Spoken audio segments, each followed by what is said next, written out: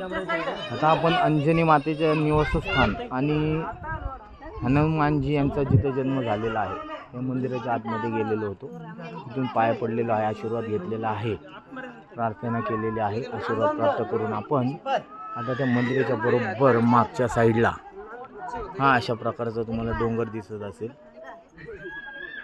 सूर्यदेवतांचं पण दर्शन होते. असे मोठे मोठे डोंगर इथे तुम्हाला पाहायला मिळतो. तिथे बघा भक्तजन भाविक या डोंगरावर उभे राहून मोठ्या मोठ्या दगडांवर उभे राहून हे या परिसराचा आनंद घेत आहे. एकदम आता इथे दोन मोठ्या मोठ्या दगडांच्या मध्ये दरीसारखा भाग आहे. आपण या डोंगराच्या दरीसारख्या भागाच्या अलीकडच्या डोंगरावर उभे आहोत. पलीकडे जाण्यासाठी तो एक छोटासा पूल बनवलेला आहे. तिथून बघा एक फॉरेनर मुलगी येत आहे आणि सर्व भाविक सेवेकरी सूर्य अस्त होण्याची वाट पाहत आहेत आणि फोटो घेऊन व्हिडिओ घेऊन ते आनंद प्राप्त करत आहेत. असं एकदम भव्य दिव्य असं अंजनी मातेचं हे रहिवासी घर आहे, स्थान आहे. हनुमानजीचा जन्म इथे झालेला आहे. ते एकदम भव्य दिव्य असं हे रूप आहे हे डोंगराचं आणि भव्य दिव्य हा परिसर दिसत आहे.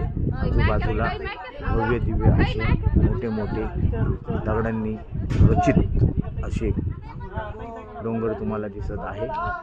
खूपच सुंदर हे स्थळ आहे जिथे आपल्या हनुमानजींचा जन्म झालेला आहे.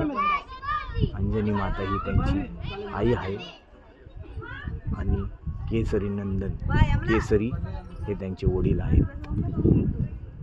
वायुपुत्र हनुमान आहेत ते. खूप खूप धन्यवाद देवा. तुमच्या आनंदाच्या आशीर्वादाने सर्व भक्तांना, भाविकांना, मुलाबाळांना, सेवकरींना तुमचं दर्शन प्राप्त झालेलं आहे. तुमचं स्थान पाहण्याचं भाग्य प्राप्त झालेलं आहे. तुम्हाला नमस्कार करण्याचं भाग्य प्राप्त झालेलं आहे. तुमचं प्रेम आणि आशीर्वाद घेण्याचा भाग्य प्राप्त झालेलं आहे. त्याबद्दल तुमचा खूप खूप धन्यवाद. खूप खूप आभारी आहे. जय श्रीराम, जय बजरंगबली की जय. ओम नमः शिवाय. ओम नमो सिया रामचंद्र की जय. ओम नमो श्री महाश्री सुब्रमण्यम परब्रह्म कार्तिकेय स्वामी समर्थ. आई तुमचा विजय. जय जय श्री स्वामी समर्थ. जय श्रीराम, जय श्रीराम, जय श्रीराम, जय श्रीराम, जय श्रीराम, जय श्रीराम, जय श्रीराम, जय